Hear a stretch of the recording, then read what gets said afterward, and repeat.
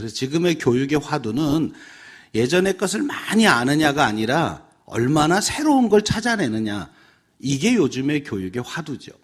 그래서 교회에서도 엉뚱한 짓 하는 애들을 칭찬해 줘야 됩니다. 제가 결국 교회를 벌어먹일 애들이에요.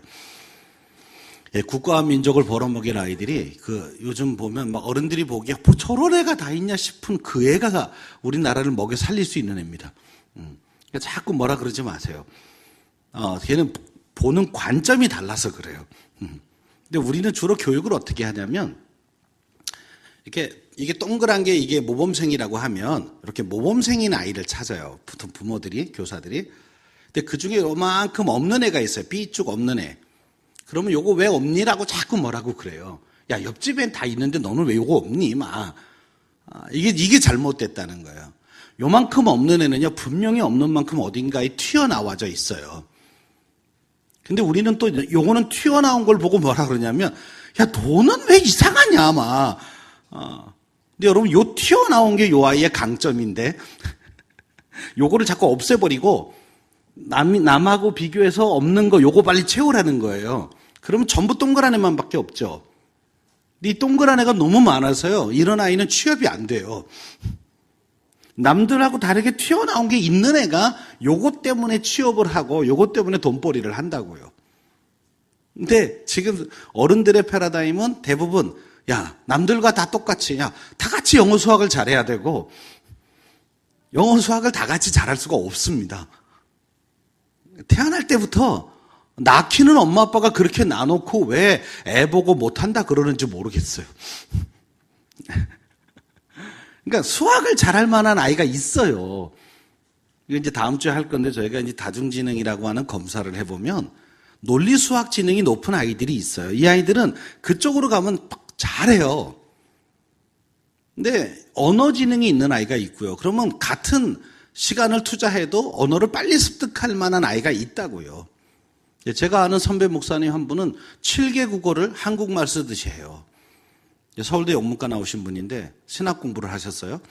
그래갖고 헬라어, 히브리어 그러다가 몽골 선교사로 가는데 간지 몇 년 만에 몽골어 성경을 번역하시더라고요. 그리고 몽골이 원래 러시아어를 쓰거든요. 러시아어도 하시고 라틴어도 하시고 막 이래가지고 이분은 손댔다 그러면 한 1년 만에 언어 하나를 그냥 정복하세요. 되게 부러워하면서 해봤더니 전 안 되던데요. 그래서 저는 제가 잘 쓰는 한국말만 쓰고 하려고요. 그분 쫓아가다가 내 인생이 불행해지겠더라고요. 근데 그분보다 제가 잘하는 게 많아요. 그분 기타 못 치는데 전 기타 치고요. 그분은 청소년 집회 못 하세요. 그분은 갔다 그러면 애들 다 재워요. 그러니까 저는 제가 잘하는 거 하는 거예요. 제가 잘하는 거 해야 행복해요. 이게 사람마다 달라요. 근데 그 잘하는 걸 잘 개발해 주어야 이 아이가 행복하기도 하고 재밌기도 하고 재밌어서 자꾸 또 하다 보니까 잘하게도 돼요. 근데 엄마 아빠들은 자꾸 엄마 아빠 기준에서 이걸 좀 잘했으면 좋겠다 싶은 걸 미리 만들어 놓고 여기다가 아이를 막 집어넣으려 그러는 거예요. 아닙니다. 그건 애를 도와주는 게 아닙니다. 본인의 한풀이를 아이들한테 하지 마십시오. 본인이 예전에 가난해서 피아노 못 배웠다고 애를 자꾸 피아노 가르치려고 그러지 마세요. 제가 지난주에 얘기했나요? 피아노 학원 원장집 아들의 기도가 뭔지? 피아노 없는 세상에 살고 싶대요. 엄마가 이렇게 말했죠. 야, 어떻게 피아노 학원 원장집 아들이 피아노를 못 친다는 게 말이 되냐? 막 나한테 그러던데요. 그 아이는 전국에 가면 피아노 없겠죠. 그러니까 이게 잘못된 사고라고요. 내가 뭘 못해서 고생을 많이 했으니 우리 아이는 그러지 않기 위해서 그걸 잘하게 하자. 그건 그 시절에 그분 얘기고요. 그냥 그런 마음이 드시는 분은 본인이 그걸 하시면 돼요. 내가 옛날에 피아노를 못 배워서 참 한스럽다. 그러니 우리 애를 시키자 말고 이제라도 피아노를 배우십시오. 네, 이렇게 나이 드신 분 가르치는 데도 많이 있습니다. 요새 문화센터가 많아서 회비도 싸고요. 그걸 아이한테 강요할 이유가 없어요. 그냥 가만히 지켜보세요. 아이가 뭘 좋아하는지, 뭘 하면 신나하는지. 나쁜 것 빼놓고는 다 오케이입니다. 그걸 잘할 수 있도록 도와주면 놀랍게도 그 일을 재미있게 하다 보니까 자기가 좀 약했던 부분도 다시 해보고 싶어져요. 이게 더 교육적으로 좋습니다. 우리 아이들이 앞으로 살아갈 세상이요. 취업난이 앞으로 더 심해질 겁니다. 네, 직업이 계속 사라지고 새로운 직업이 생길 거예요. 요새 우체국 광고 혹시 보셨습니까?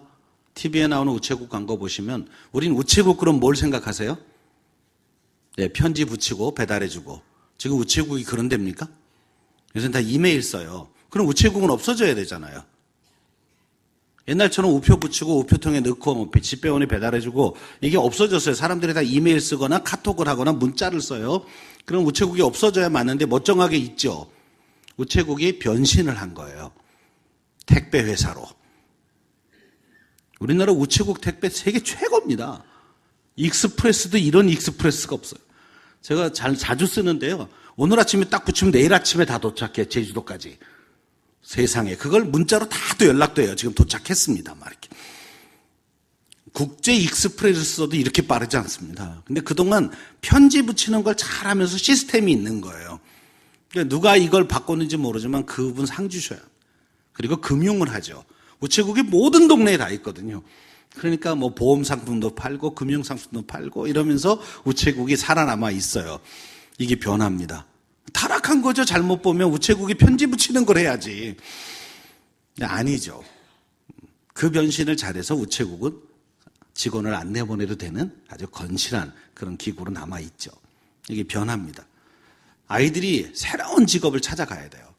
그래서 이제는 애들을 창업을 시켜야 됩니다. 전 제가 좀 대형교회 담임이 된 걸 한 번도 후회해 본 적이 없는데요. 그럼 돼봤으면 좋겠다. 그런 마음을 가져본 적이 없어요. 제가 담임 목회를 3군데서 했는데 100명 넘어간 교회가 없습니다. 100명쯤 되면 다른 사람 세우고 전 또 개척 나갔어요. 그러니까 이렇게 양정중앙교회만한 이만한 교회를 담임을 해본 적이 없습니다. 근데 가끔 아쉬울 때가 있어요. 내가 좀 대형교회 담임이었다면 전교인에게 내가 건축 헌금 한번 더 하자고 얘기해서 그 돈 모아서 청년 창업을 해줄 텐데. 예, 교회 안에다가 청년 창업센터 하나 만들고 아이디어 내서 채택된 아이들만 그냥 돈 안 줘요. 네가 사업 자금을 모아와. 그래서 내가 3천만 원 모아오면 교회가 3천만 원 꿔주는 거예요. 이런 걸 매칭 펀드라 그러거든요. 그리고 3년 동안 이자 안 받을 테니까 사업 잘해서 3년 후부터 이자를 내고, 근데 이자 무지하게 싸고, 그리고 상환하는 언제까지 이렇게. 다시 조건, 성공하면 꼭 너 같은 애 하나를 데려다 놓고 얘를 키워서 2호점을 한다.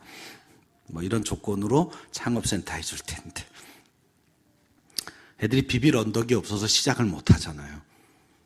그러면 이제 어버이 세대는 애들한테 비빌 언덕이 되어줘야 하거든요. 그리고 꿈을 꿔라 뭐 이렇게 얘기해야 되는데 하나도 안 도와주고 꿈을 꿔라 뭐 꿈을 꾸면 뭐해요. 시작을 못 하겠는데. 네. 혹시 여러분 중에 마음이 있으시면 교회에서 결의하시고 하십시오. 큰 돈이 필요하지 않아요. 대부분의 아이들이 뭐 대규모 사업을 할 게 아니라 대부분 작은 일을 시작할 거예요. 그러면 이 돈이 그저 몇 천만 원 수준에서 한 1억 원 이 안에서 그냥 주면 애들이 거지근성이 생기니까 네가 정말 국금이면 열심히 준비해서 얼마만큼 준비한 걸 우리한테 보여라. 계획서도 보이고 너희 준비를 보여서 심사해서 이게 정말 열정이 있고 할 아이다. 그러면 교회가 도와주는 거예요. 나중에 상환 받아서 또 다른 아이가 시작할 수 있게 해주고. 이런 걸 소액 대출은행이라 그러죠. 청년들은 이러면서 야 용기를 가져라. 막 꿈을 꿔라. 뭐 이렇게 해야죠. 그냥 교회가 아무것도 안 도와주면서 꿈을 꿔라 그러니까 애들이 교회 다 떠나죠. 그러니까 여러분 교회가 이제 다음 세대를 세운다고 하는 건 그냥 구호로 다음 세대 중요하다 뭐 이거 아니고 실제적인 뭔가가 있어야 됩니다. 왜? 저 아이들이 청년 아이들만 보면 단군 이래로 이렇게 공부를 많이 한 애들이 없습니다. 이렇게 자격증 많은 아이들도 없습니다. 놀라운 사실은 단군 이래로 청년들이 이렇게 취업을 못하던 시대도 없었어요. 근데 저는 오다가도 이렇게 그런 기사를 봤는데 또 중소기업 하시는 사장님들은 도대체가 구인 광고를 내도 애들이 오지를 않는데요. 그러니까 청년 애들도 생각이 지금 잘못되어 있는 거죠. 폼나고 편하고 이렇게 있는 그런 직장만 갈라 그러고 조금 힘들어 보이고 좀 환경이 좀 안 좋아 보이면 안 갈라는 거 하는. 이건 지금 교육이 잘못됐다는 뜻이거든요. 답답해서 제가 오는 SRT 안에서 페이스북에다 글 하나 썼어요. 청년들아, 꿈을 한 방에 이루려고 하는 로또 정신을 버려라. 너의 꿈을 향해서 한 스텝 한 스텝을 가는 연습을 시작하자. 좀 환경이 어렵고 당장 내 성에 안 차도 그 일을 통해서 내공을 쌓고 실력을 쌓아가다가 네가 마지막 이룰 꿈까지 가자. 이런 자세를 또 가르쳐야 되거든요. 이런 일들을 같이 교회도 좀 고민할 때가 됐다는 생각이 듭니다. 시대가 이렇게 바뀌어가고 있어요. 이제는 저 모든 걸 넘어서서 4차 산업혁명 시대 얘기를 하고 있습니다. 그러면 교회도 거기에 맞게끔 다음 세대 키우는 일들을 준비를 해야 합니다. 교회가 단순히 성경만 잘 가르치자 이게 아니고 다음 세대 아이들의 인생을 잘 되게 하기 위한 전인적 교육이 필요하다는 말입니다. 한번 생각해 보세요. 저는 1974년에 처음 교회를 갔어요. 미션 스쿨 들어가는 바람에. 그리고 재미없어 때려쳤다가 76년 말에 친구의 전도를 받아서 교회를 갔어요. 예쁜 여학생 때문에 갔어요. 네. 문학의 밤에 갔는데 진짜 예쁜 애가 나오더라고요. 그래서 이 교회 다니면 저 여학생하고 어떻게 썸씽을 만들어 볼 것 같다 싶어서 교회 등록했다가 목사까지 된 사람입니다.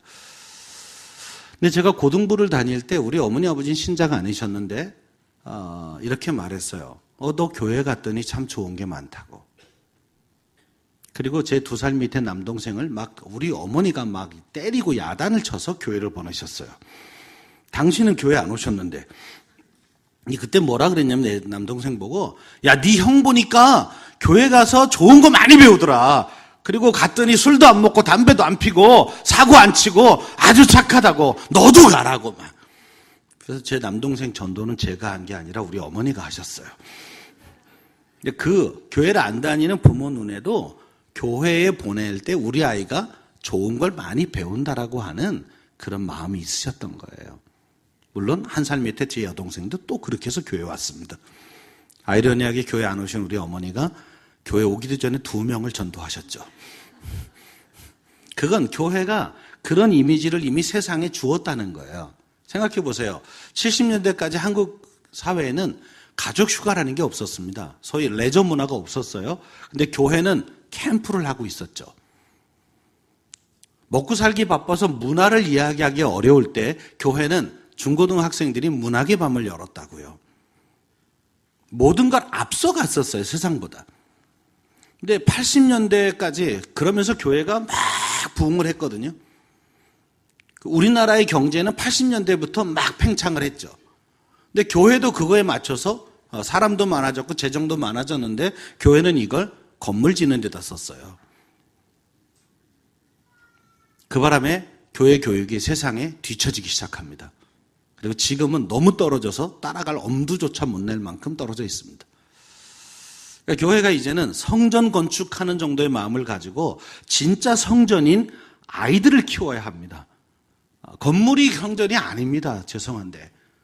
이건 교회가 들어가는 집이죠. 그래서 이걸 교회라고 안 부르고 교회당이라 그래요. 이 건물은. 여러분이 앉아있는 이 모임 자체가 교회잖아요. 그렇다면 교회가 부흥한다는 건 건물이 커지는 게 아니고 예수를 자신의 구세주로 고백하는 사람들이 많아지는 거예요. 그리고 그 믿음과 고백대로 사라지게 만드는 거죠. 그럼 우리 아이들 대부분이 예수님을 주님으로 고백하지 못하고 있으니까 이 아이들이 그 고백을 하게 만들고 그 고백대로 생각하고 말하고 행동하는 아이가 되게 해주는 게 그게 교회의 가장 중요한 사명이거든요. 이게 지상명령이고요. 내가 너에게 분부한 모든 것을 가르쳐 지키게 하라. 그런 사람이 제자죠. 그리스도의 제자. 이게 교회가 해야 될 최종 명령인데 여기에다가 사실은 재정 투자가 일어나야 되는 거예요. 그러니 애들 간식비 줄이면 안 됩니다. 애들은 먹는 재미 때문에 왔다가 예수 믿게 되는 게 애들이고요. 애들끼리 교회에서 연애를 하도 칭찬해주고 축복하십시오. 어디 가서 만나겠어요? 그럼 세상 가서요. 저는 청년부 사역하면서 맨날 이 안에서 만나라고 아주 대놓고 특별히 기도할 때도 그래서 하나님 오늘도 예배를 통해 눈맞음의 역사가 일어나게 하옵소서. 아니 주 안에서 만나야죠. 같은 교회 안에서 청년들이 교제해서 결혼하면 교회도 축복 아닙니까? 일단 둘 다 우리 교회 남을 거 아닙니까? 그리고 그때부터는 열심히 생육하고 번성하여 땅에 충만하라. 이 명령에 순종하게 애들을 가르쳐야죠. 그래서 최소한 3명을 낳게 해야죠. 3명서부터 번성이거든요. 둘이 결혼해서 둘을 낳으면 본전입니다.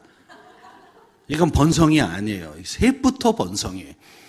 셋을 낳아도 되는 분위기를 교회가 만들어야죠. 그러면 출산한 가정에게 교회가 막 축복을 막 줘야 되는 거예요. 지금 세상도 장려금 주잖아요. 셋 낳으면 성지순례 보내준다 막 이런 거 하시죠. 이상한가요? 전 그랬으면 좋겠습니다. 셋 낳으면 걱정하지 마라. 대학 등록금은 교회가 책임진다. 이럴 땐 청년들이 많아야 아멘이 나오는데 아니 그런 일에 헌금을 해야 보람되지 않으세요? 응? 그 아이들을 신나게. 그래서 여기에 막 손주들이 많아지는 거죠. 막 그 꼬맹이들이 바글바글해서 막 할머니 막 이렇게 교회가 달라지죠. 예전에는 작년 숫자보다 교회 학교가 많았습니다. 한국 교회가. 근데 지금은 작년 숫자의 50%만 돼도 교회 학교 잘한다 소리를 들어요. 그러니까 이게 얼마나 지금 교회가 미래가 어둡다는 걸 보여주는 거예요. 예전에는 교회 학교의 숫자에서 작년 숫자가 항상 밑돌았어요. 여기가 더 컸어요. 그리고 얘네들이 은혜 받아서 부모를 전도하는 일들이 그렇게 많았습니다. 근데 교회가 이 역전이 돼가지고 어른들만 지금 바글바글하고, 특히 그것도 이제 50대 이상. 그리고 밑으로, 40대부터 밑으로가 지금 점점 숫자가 작아져서 교회가 이렇게 인구 구조가 이렇게 돼야 맞거든요. 이렇게. 그래야 이게 건강한 구조인데 지금 역삼각형이 돼 있어요. 조금 있다가 깔때기형으로 바뀐답니다. 깔때기 아시죠? 위에 동그랗게 있고 요렇게 되는 거예요. 여기에 교역자 애들, 중직자 자녀만 남는 거죠. 나중에 T자형이 된다네요. 이대로 간다면. 교회가 이제 문을 닫는 거예요. 이제 경매에 넘어가는 겁니다. 서구교회가 걸었던 길입니다, 이게. 지금부터 향후 10년이 한국교회가 다음 세대를 세울 수 있는 골든타임이라고 보통 학자들은 다 이야기합니다. 저도 그렇게 얘기합니다. 지금부터 10년을 한국교회가 이 노력을 실패하면 이제 다시 다음 세대 얘기를 하기가 어려워진다. 그러니까 양정중앙교회도 정말 미래가 걱정이 되시면 지금 다음 세대 세우는 일에 온 교회가 마음을 다하셔야 됩니다.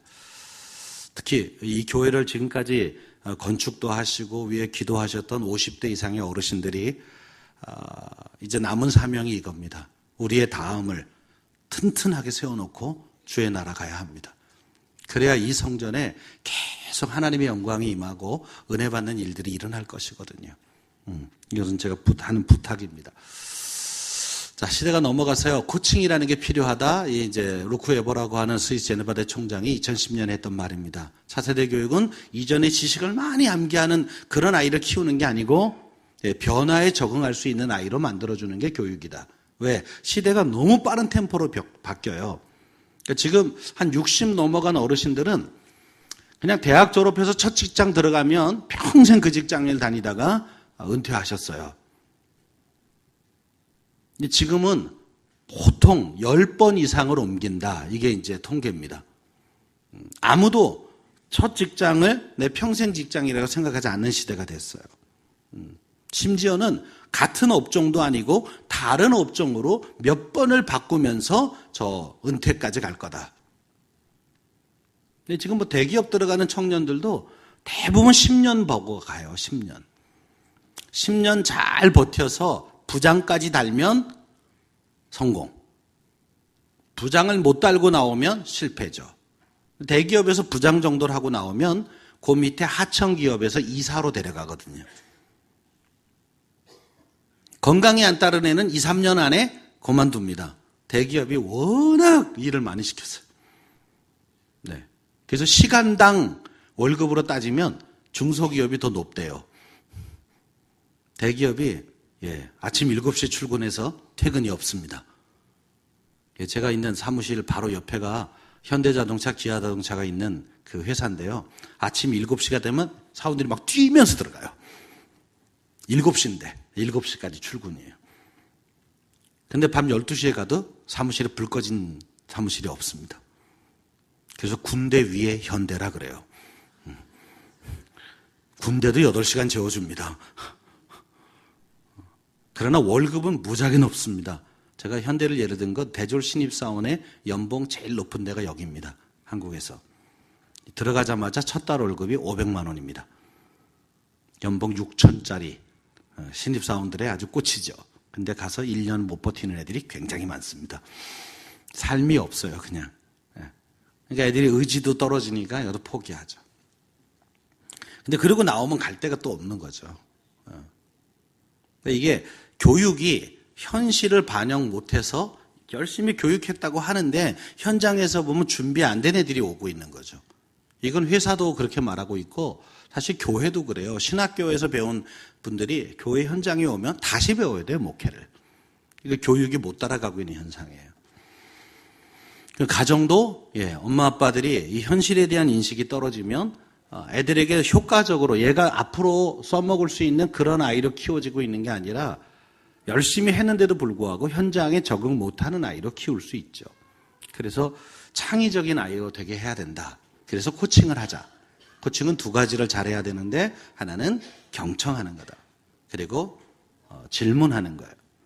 근데 예전에 우리가 티칭이라고 하는 학습의 방법은 선생님이 주로 말을 하고 애들은 받아 적어서 잘 암기하고 이게 예전의 교육 방식이었다면 이제는 아이들한테 묻고 아이들이 하는 얘기를 잘 들어주면서 아이가 답을 찾아가도록 도와주는, 그래서 질문을 던지고 아이가 대답하는 걸 잘 경청했다가 또 질문 던지고 그래서 아이가 답을 찾을 때 박수 쳐주고 이 방식으로의 교육이 앞으로의 전환에 필요하다.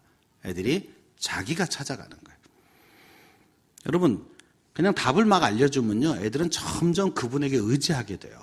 그래서 우리나라 애들이 강의를 하려고 그러면 전부 연필을 들고 적으려고 그래요. 근데 요즘에 새로운 교육법을 하는 분들은 이렇게 막 칠판에 막 적어주고 이런 걸 안 해요.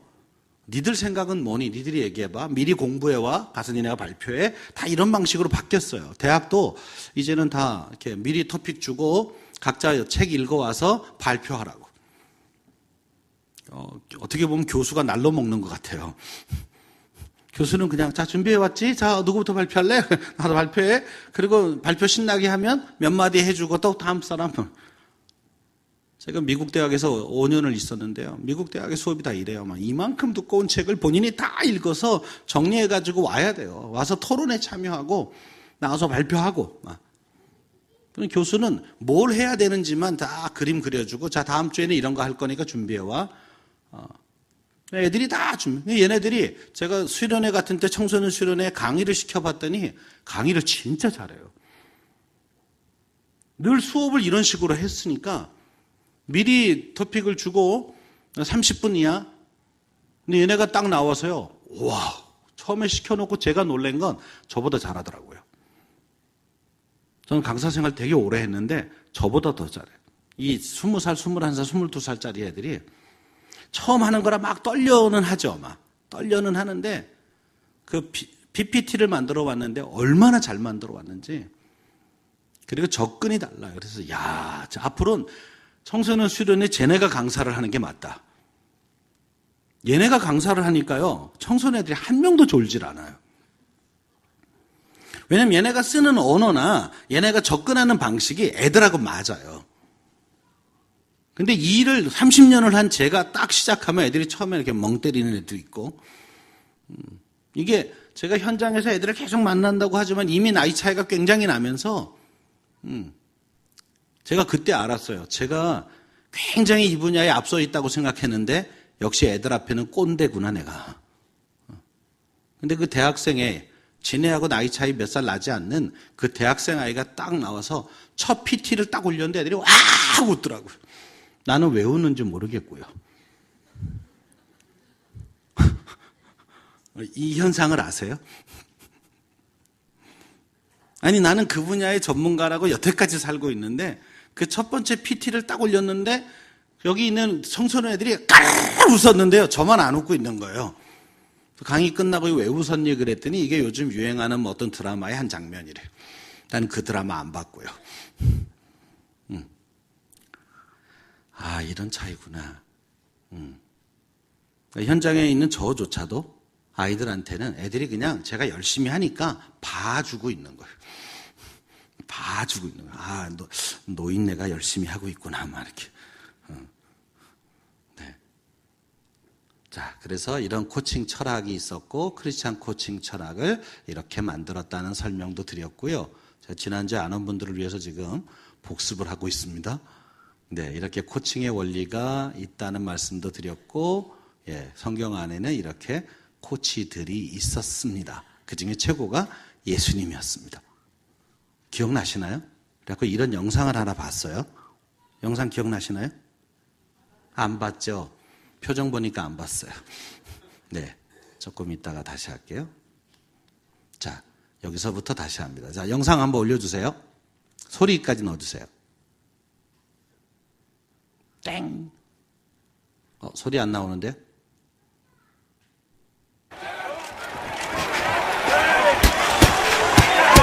자, 저 백인 선수가 주인공입니다.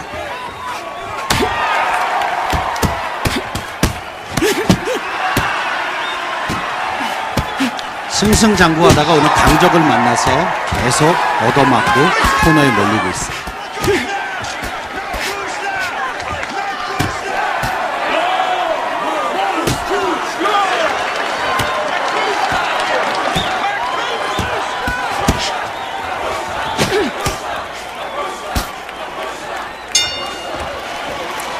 자, 어려움에 처한 선수를 코치가 어떻게 도와주나 잘 보십시오. She's tough. I can't get inside. I can't get close enough to hit her. You know why that is? Why? She's a better fighter than you are, that's why. She's younger, she's stronger, and she's more experienced. Now, what are you going to do about it?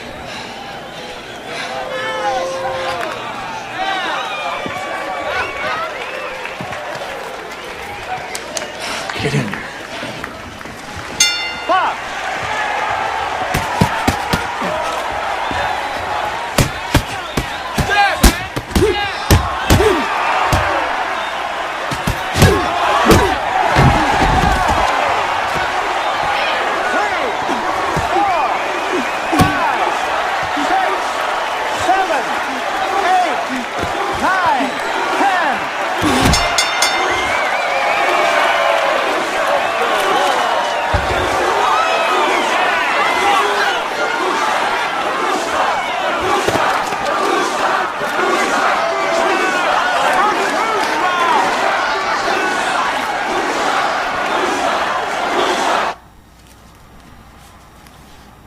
I could ask someone, you know.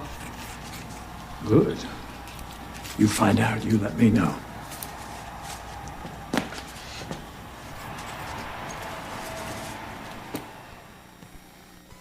자, 우리나라 권투 코치는 아직도 저렇게 안 합니다. 저렇게 얻어맞고 오면 욕부터 하세요. 자, 이 새끼야, 막 정신 안 차려, 막 그냥 머리땡 막 잡고, 막 물 뿌리고, 막 따위 치고, 막 가드를 올리고, 막 위빙을 하고, 막 훅을 치고, 막 이렇게 막 얻어맞고 당신은 정신도 없는데 막 퍼부어요. 그러니까 우리나라 권투 선수들이 저러면 이렇게 자꾸 권투 경기를 하다가 자꾸 이렇게 코치를 쳐다봐요, 이렇게. 눈치를 보느냐고. 근데 이 코치가 잔뜩 얻어맞고 온 애가 들어오자마자 제가 너무 세요 이렇게 말했어요. 근데 코치가 질문을 하죠. 왜 그런 줄 알아? 얘가 문제 제기를 했어요. 제가 너무 세요. 내가 안으로 들어가서 좀 해야 되는데 안으로 들어갈 수가 없어요. 그랬더니 왜 그런 줄 알아? 왜요? 모르는 거죠, 선수는. 걔가 너보다 젊고 너보다 더 강하고 너보다 경험도 더 많아. 그리고 또 질문해요. 그러니 어떻게 해야 되겠니? 저 1분이라는 짧은 시간 동안, 저 휴식 시간이 1분입니다, 권투는. 저 시간 동안 생각을 하게 만들어요. 자, 상대방이 지금 네가 하려는 대로 안 되지. 왜 안 되냐면 제가 너보다 젊는데 더 세고 그리고 더 경험도 많아. 그럴 땐 넌 어떻게 해야 되는 거니? 라고 질문해 줘요. 얘가 잠시 생각을 하죠. 그런데 그래서 어떻게 할 건데 이렇게 체계해서 묻지도 않고 쉬는 시간이 끝나니까 볼을 톡톡 쳐주면서 들어가 봐. 그래요. 무슨 뜻이에요? 네가 생각한 대로 한번 해봐. 난 널 믿는다. 이 사인을 하고 있는 거예요. 선수가 들어가서 방법을 바꿨어요. 무리하게 안으로 들어가다 얻어맞았다가 이 질문 때문에 그렇게 했다간 안 되는 상대구나. 그래서 방법을 바꿔요. 그래서 상대방의 공격을 사이드 스텝으로 옆으로 피해 다니면서 공격을 막으면서 기회를 보는 거죠.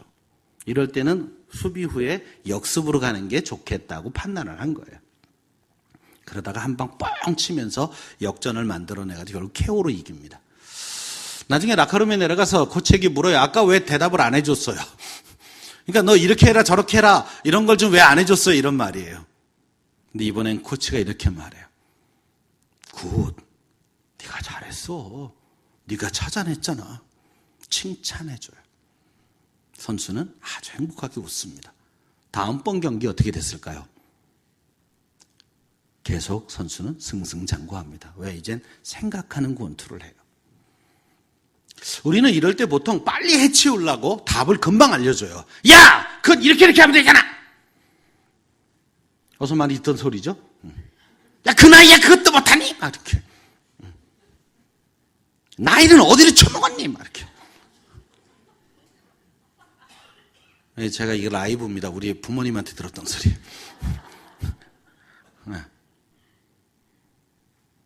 물론 경험상 여러 가지로 우리 어머니 아버지가 훨씬 더 빠르시죠.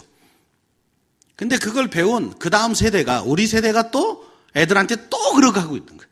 야! 그건 이렇게 하면 되잖아. 막 이렇게. 그래서 요즘의 젊은 애들은 안 물어봐요. 물어보면 괜히 좋은 소리 안 나오니까. 안 물어봐도 되는 이유는요. 얘가 있어서 그래요. 얘는 잔소리 안 하고 다 가르쳐줘요. 그러니까 시집간 딸이 김치를 담다가 뭘 잘 모르겠어. 그럼 옛날에는 이제 친정엄마한테 전화를 하죠. 엄마, 이거 김치를 담는데 뭐 잘 안 돼. 그럼 엄마가 제일 먼저 하는 소리가 뭐게요? 아이고, 시집간 지가 언젠데 아직도 김치도 못 담그니. 근데 얘는 아무 소리 안 하고 영상으로 보여줘요. 요즘엔 진이야 김치 담그는 법 찾아줘. 그럼 여기서 나 찾아줘요. 저도 이 영상 보고 깍두기 담가는데 진짜 맛있던데요. 깍두기 먹고 싶을 때 아쉬운 소리 안 해도 내가 담그면 돼요. 네, 우리 백시 아저씨가 나와서 아주 잘 가르쳐줘요. 그냥 이게 그냥 종이컵으로 한 반 컵만 넣어요. 막 이렇게 해가지고 순서가 잘 기억 안 나면 그냥 대충 넣고 버무려요. 다 비슷해요. 막 이렇게 쉽게 알려줘요. 그래서 요즘에 탈권위 시대라 그래요. 왜냐하면 어른들이 권위를 부릴 수 있는 장치가 없어졌어요. 옛날에는 경험상 지식상 애들보다 내가 앞서기 때문에 그걸 가지고 야단을 치면서 권위를 찾았는데 요즘 애들이 안 물어봐요. 그리고 오히려 할머니들이 손주한테 물어보는 일이 생기는 거예요. 야, 이게 전화가 왔는데 이게 왜 안 되냐? 막 그러면 꼬맹이가 할머니 전화는 이렇게 받는 거야. 이렇게. 야, 이게 눈에 안 비이는데 어떻게 하면 되냐? 할머니 그거 이렇게 하면 돼. 이렇게. 잼잼.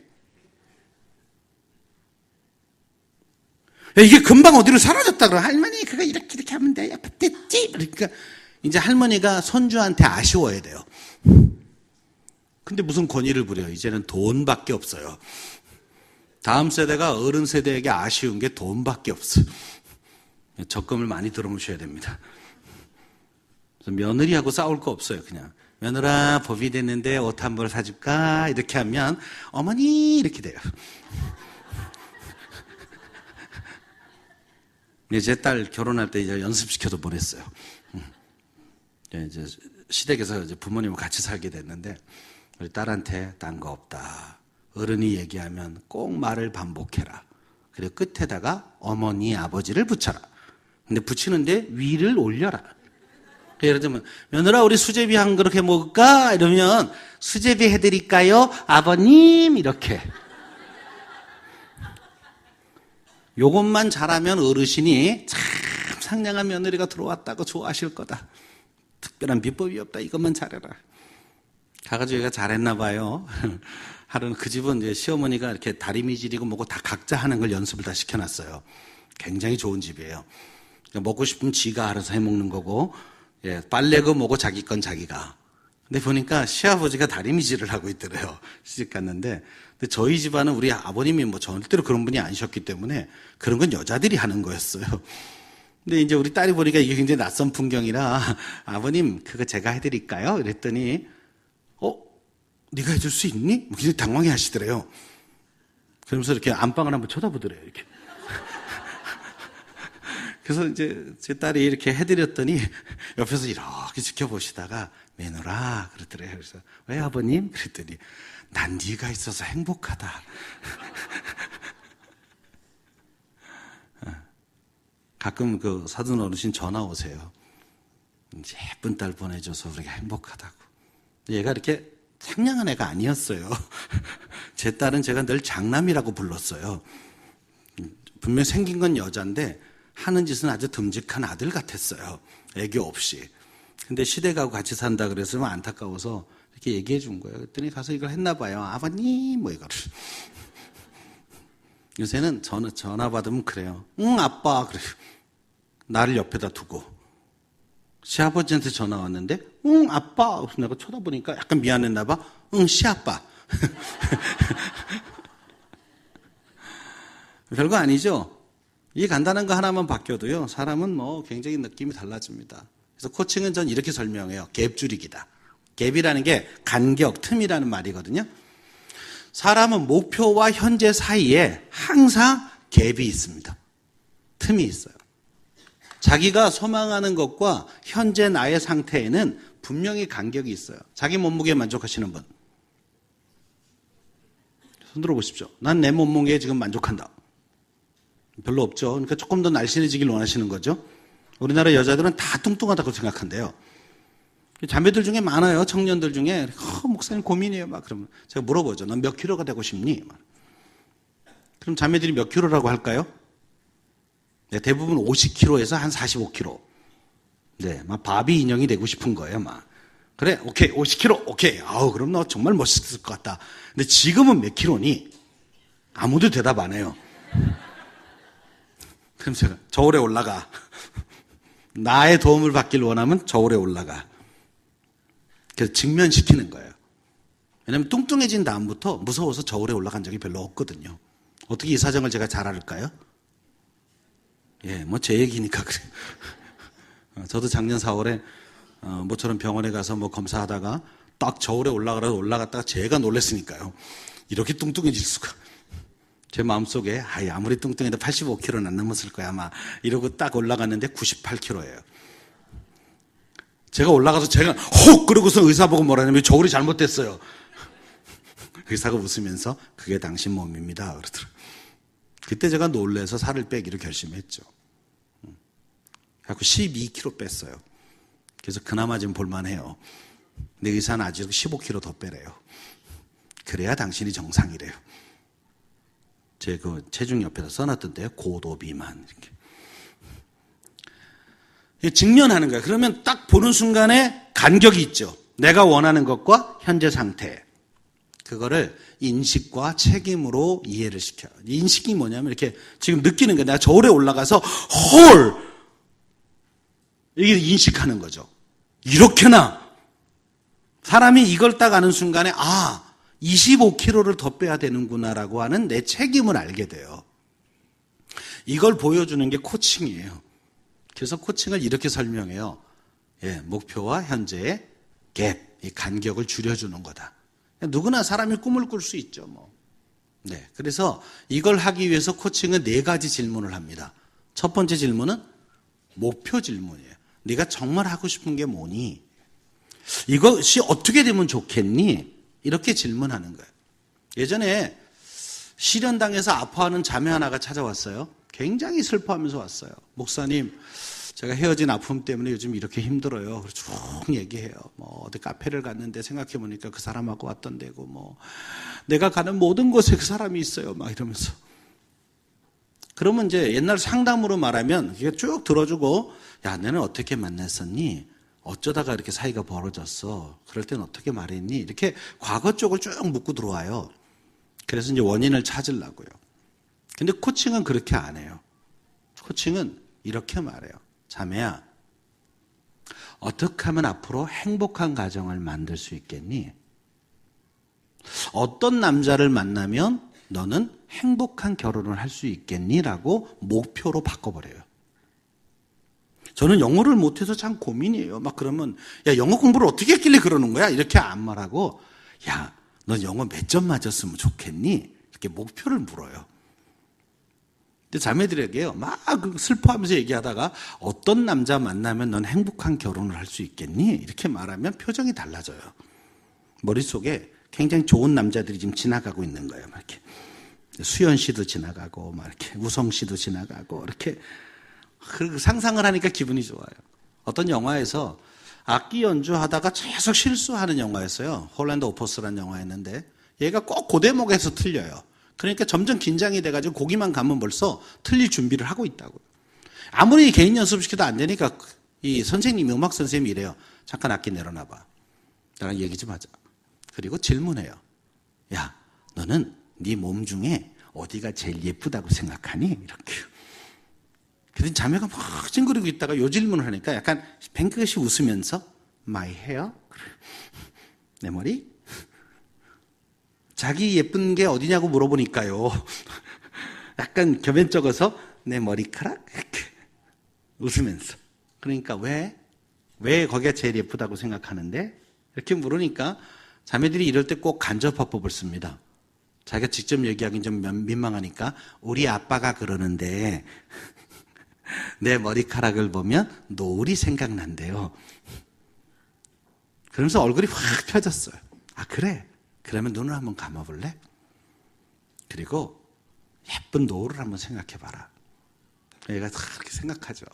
자, 악기를 들고 연습해볼래? 노을을 생각하면서. 그리고 연주를 시작해요. 빠밤, 빠밤.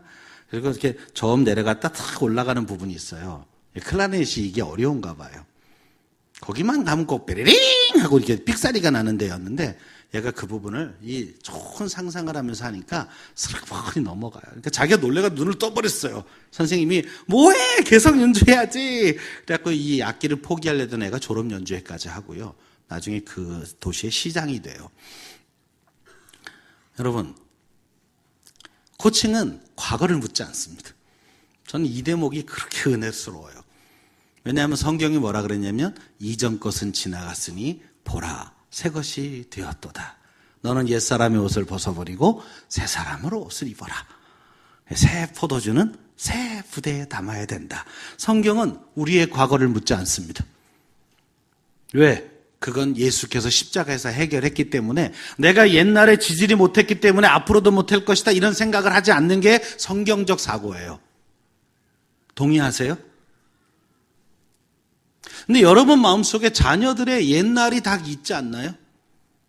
선입견. 아유, 저놈 그 새끼는 늘 말썽이야.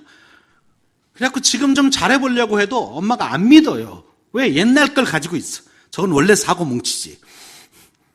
이렇게 대해주면 아이가 잘할 수 있는 방법이 없어요. 왜? 기회를 안 주니까.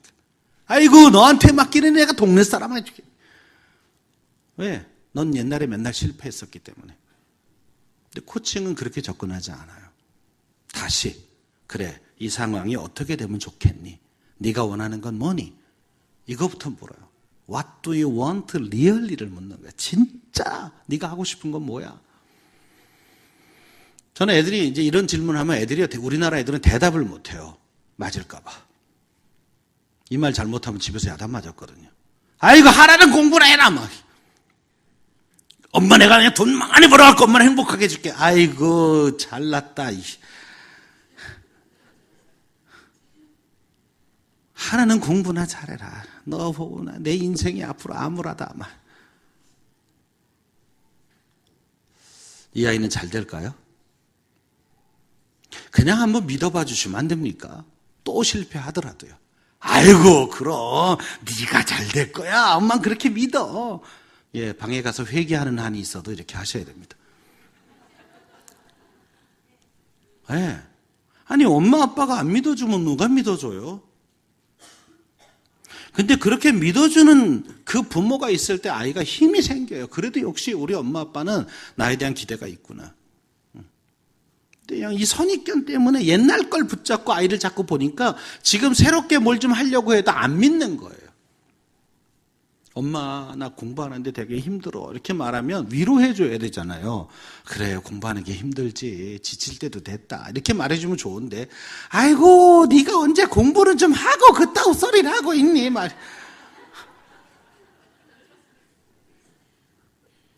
웃으시는 분들은 다 해보셨군요. 물론 우리 속도 굉장히 터지죠. 저거 해보지도 않고 뭐 꼴랑 1시간 앉았다가 저런 소리를 하니까 그래도 좀 믿어줍시다. 그냥 저게 공부는 안 해도 스트레스는 있었구나 이렇게 믿고 그래 공부라는 게 안 하다가 하면 힘들지. 그래 좀 쉬었다 해라. 저희 어머니는 초등학교도 안 나오셨거든요. 근데 제가 이렇게 고3 때 공부를 하려고 이렇게 앉았다가 10시쯤 되면 자고 싶잖아요. 잘라고 뭐 이렇게 준비를 하면 우리 어머니가 꼭 문 열고 들어오세요. 그리고 첫 마디 아직도 안 자니? 아니 공부도 중요하지만 건강도 중요한 거야. 얼른 자라. 잘라고 그러다가 엄마가 이렇게 말하면 나도 모르게 엄마는 조금만 더 할래요. 이렇게 돼요. 근데 우리 어머니가 간식을 들고 있는 거예요. 그럼 이거 먹고 해라. 아니 자래매 이건 왜 들고 들어왔어요? 아이고 그럼 이거라도 먹고 해. 그래갖고 그걸 먹고 나면 잠이 좀 깨잖아요. 그래서 11시쯤 잘라 그러면 또 오세요. 아직도 안 자니? 막. 결국은 12시를 넘겨요. 나중에요, 제 아들, 딸이 중고등학생이 됐는데 공부 안 하고 막 저녁에 그러면 우리 어머니가 뭐라고 하시냐면, 야! 네 애비는 12시 전에 자본 적이 없단다, 막. 아씨, 당했는데. 상당히 지혜롭지 않습니까? 좀 자라. 뭐 이게 주님이 재림 이후에나 있을 일입니까? 막 한 집안에서 막 엄마는 아유 건강 생각하고 자라 막 이렇게 아니야 엄마 나 좀 더 해야 돼 막 엄마 먼저 주무세요 막 이런 가정이 되면 안 됩니까 좀? 질문해 주는 거야. 네 꿈은 뭐니? 그럼 질문에 대해서 반응해 주는 거야. 와우 멋있다. 네가 그 꿈을 이루는 날 엄마는 너무 행복할 것 같아. 이게 첫 번째 질문이에요. 두 번째, 그런데 지금 상황은 어떤 일을 묻는 게 두 번째예요. 자, 영어 때문에 어려워하는 애를 찾아왔어요. 그래서 물었어요. 어떤 과목이 힘드니? 그랬더니 저 영어가 힘들어요. 그러면 내가 좀 도와줄까? 그랬더니 그러래요. 그래서 내가 영어 몇 점 맞고 싶은데 1번 질문을 했어요. 그랬더니 100점이요 그러더라고. 박수 쳐줬죠. 건강한 아이지 않습니까? 목표가 100점이어야죠. 근데 처음부터 전 50점만 넘으면 좋겠어요. 이렇게 말하는 애는 지금 진로 코칭, 막 학습 코칭을 할 게 아니고 내적 치유 세미나를 해야죠. 자존감이 다 떨어졌으니까. 100점이요. 와우! 대단하다. 그래, 지난번 시험에서 몇 점이었니? 2번 질문으로 갔어요. 30점이요. 심각하죠? 그래도 세 번째 질문으로 갑니다. 그러면 70점이나 더 맞아야 되네. 시험은 언제냐? 그랬더니 내일이래요. 그래도 포기하지 않고 또 물었어요. 그래, 영어 한 과목 보니? 그랬더니 3과목이래요. 그동안 공부 좀 해놨니? 그랬더니 오늘 밤에 승부를 봐야 된대요. 그래도 코치는 실망하지 않습니다. 그럴 때 이렇게 질문합니다. 미러링 한다 그러는데, 그러니까 네 목표는 100점인데 지난번 시험에서는 30점이었고 시험은 내일이고 3과목을 봐야 되는데 하나도 준비를 안 해서 오늘 밤에 승부를 봐야 된다고 말했지? 맞아요. 그러면 오늘 밤에 어떤 방법을 쓰면 네가 100점이 될지 나한테 알려줄래? 내가 가르쳐주는 게 아니고 그래 그런 노하우가 있으면 나한테 좀 알려줘 볼래? 네 계획을 한번 말해줄래? 제가 이렇게 긁죠. 안 되겠죠? 아니야, 방법이 있다면 가능하지 뭐. 한번 생각해봐. 그런 방법이 어디 있어요? 아니 네가 100점이라면서. 하나 예를 들어볼까? 좀 나쁜 방법이긴 한데 굳이 네가 물어보니까 얘만 들어줄게. 야, 니네 반에 영어 시험만 보면 100점 맞는 애 있지? 있대요. 오늘 밤에 걔를 만나러 가자. 칼을 들고. 왜요? 가서 등에다가 쿡 찌르고 내일 시험 볼 때 답안지에 내 이름 써. 나는 네 이름 쓸 거야. 아니면 확 쑤신다. 그건 나쁜 거잖아요. 그건 나쁜 거라고 얘기했잖아. 그래도 100점은 나오지 않겠니? 이렇게 방법을 찾으면 돼. 그러면 아이가 아무리 생각해 방법이 없으니까 이렇게 말해요. 고민하다가 저 이번에는 목표를 좀 바꿔볼래요. 그럼 또 박수 쳐줘요. 처음부터 50점이요 그랬으면 전 박수 안 쳐요. 그런데 이렇게 고민 끝에 저 이번에 한 60점만 맞아볼래요? 그럼 전 박수 쳐줘요. 그리고 용기를 줘요. 성공학에서는 내 점수의 20%만 넘어가면 성공이라 그러는데 너는 이번에 100%를 넘기는 계획을 세웠단다. 위대한 출발이다. 그리고 또 한 번 말해줘요. 시험은 또 있단다. 연말까지 100점이면 니네 엄마 아빠는 반응이 어떨까? 아마 제가 사달라는 거 다 사줄 것 같아요. 그러면 이번엔 60점 넘겨보자. 그럼 방법이 뭐야? 어떻게 하면 60점 넘을까? 세 번째 질문으로 갑니다. 교과서를 봐야 될 것 같아요. 아, 그래, 좋은 방법이야. 교과서 몇 페이지 몇 페이지까지니? 물어보고 칠판에 써줘요. 몇 페이지 몇 페이지까지? 교과서 보기. 또 다른 방법 없니? EBS 봐야 될 것 같아요. 그래, EBS 보기. 또 있어? 없어요. 근데 여러분, 이거 두 가지면 얘는 60점을 맞을까요? 근데 야, 이거 가지고 되겠니? 이렇게 말하는 건 옛날 방식이고요. 코칭은 이렇게 물어요. 너는 교과서나 EBS를 보면 다 이해가 되니? 그런 이놈이 그래요. 그게 문제예요.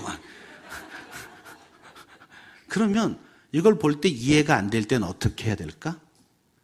누군가 좀 설명해 줄 사람이 있으면 좋겠어요. 아, 그렇지. 그럼 네 주변에 네가 질문하면 오늘 밤에 이렇게 대답을 잘해주고 네 고민을 풀어줄 만한 사람은 누가 있어?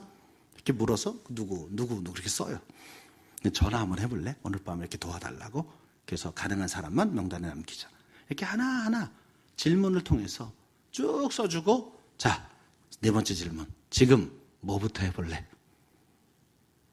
저 교과서도 볼래요. 그래, 시작해보자. 1, 2, 3, 4예요. 이게 학습 코칭만 되는 게 아니라 다이어트 코칭도 가능해요. 자, 몇 킬로? 50킬로? 현재는 70킬로. 그럼 어떻게 하면 좋겠니? 얼마 기간 동안 해야 되겠니? 뭐부터 할래? 이거 질문하는 거예요. 어떤 방법을 할래? 그러면요, 뚱뚱한 사람들은요, 이미 여러 번 실패를 했기 때문에 방법론을 다 알아요.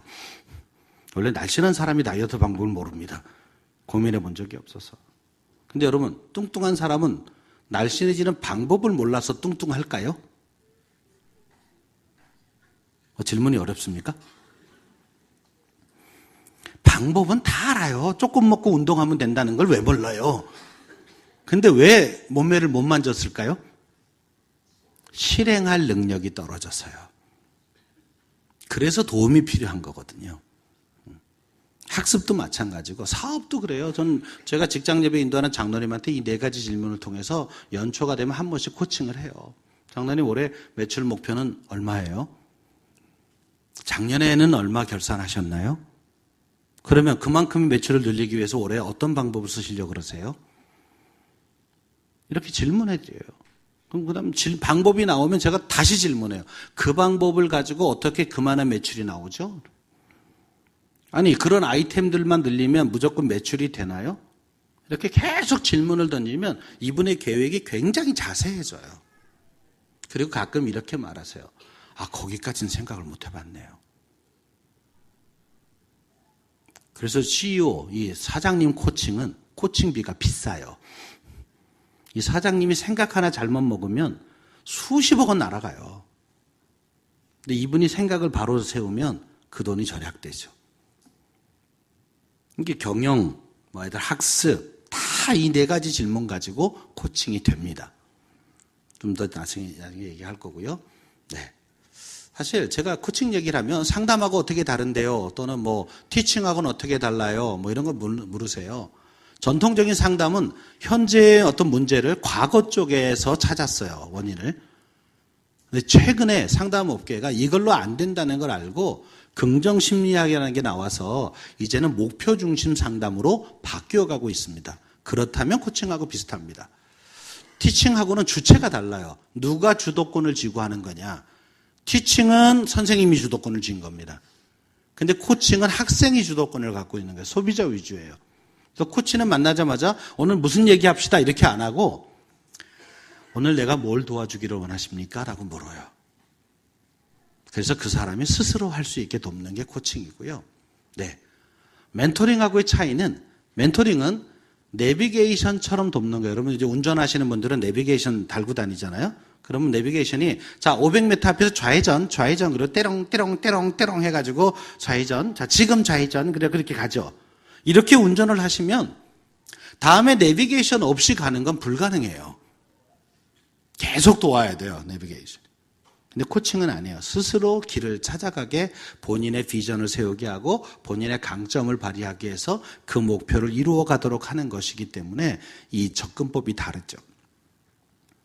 자, 이제 마무리를 좀 해야 되겠습니다. 그래서 코칭의 강점은 이 네 가지입니다. 굉장히 목표 중심적이고 실행 중심이고요. 결과에 대해서 분명하게 나오게 만들고 그래서 코칭을 하면 이 네 가지의 강점이 있어요. 절대로 두리뭉실하게 대답하는 걸 코칭은 용납을 안 해요. 열심히 해야죠. 잘해야죠. 최선을 다해야죠. 이건 목표가 아니거든요. 이건 태도죠. 근데 우리나라 사람은 대부분 이렇게 말해요. 열심히 해야죠. 잘해야죠. 최선을 다해야죠.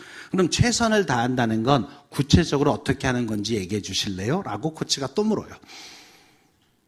살을 빼야죠. 어떻게 빼야 돼요? 열심히 빼야죠. 그럼 열심히 뺀다는 건 어떻게 할 건데? 뭘 가지고 뺄 건데? 저 줄넘기 할래. 아, 그래. 줄넘기를 그럼 하루에 몇 번을 뛸 건데?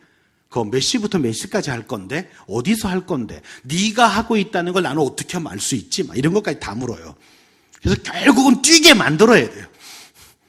영상통화 할래요. 오케이. 그럼 기다리고 있을 테니까 네가 시작할 때 걸어놓고 영상을 딱 틀어놓고 뛰어라. 내가 계속 지켜볼 거다. 그래서 뭐 하루에 300번으로 300번을 뛰고 나면 제가 그 영상에서 막 박수 쳐주고 오케이 내일 또 하자. 내일 이 시간이니? 이렇게 물어서 매일 뛰게 만들어서 애가 1kg라도 빠지면 애가 하니까 되는데요? 이렇게 만드는 게 코칭입니다. 그래서 코치가 한 번 만나서 열매를 맺기는 어려워요. 여러 번 만나야 돼. 특히 청소년들의 경우는 그렇습니다.